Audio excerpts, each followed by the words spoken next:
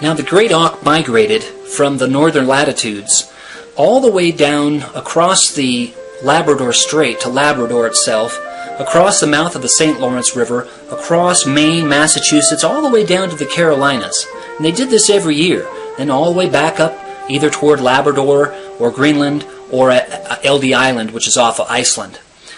And on the second time, the second summer that the great auk had gone down to the Carolinas, there was a hurricane.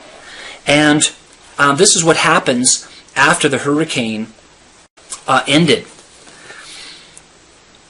He looked the other birds over sharply then, but his mate was not among them. He seemed perplexed and shook his head as if to clear it. The flock had numbered 156 birds. Surely more than just these four and himself had survived the storm. There had to be more. He raised his head and heard the piercing call rolled out again across the emptiness of the seashore. The others joined in, and they called steadily for 5 minutes, and then intermittently the remainder of the day. They received no answer. The next morning the 5 birds paddled off toward Cape Lookout. The beach there was just as deserted and without trace of the other birds. They turned back toward Cape Hatteras. They swam leisurely now. The smaller fish were returning to the shallows from the deeper waters, where they had taken refuge, and the birds fed well upon them. Occasionally they still sent out their screeching call, but the intervals were farther and farther apart, as they consistently met with no answer. 4 days after leaving Cape Lookout, the birds came ashore at Cape Hatteras.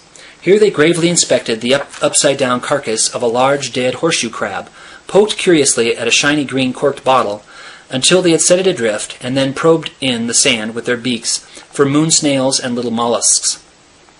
Several desultory hours were spent in this manner, and then, in one swift movement, all 5 heads were lifted high. Far, far away, a sound was barely audible in the light breeze. Twice more it was repeated, and now there could be no doubt as to its origin. The throats of these 5 birds swelled, and that trilling roll sounded forth in a great trumpet call. Far to the north, one of the pair of a very large black and white birds stood high on the water and flapped a pair of ridiculous little wings. The 5 remained where they were, but their eyes never left this approaching pair.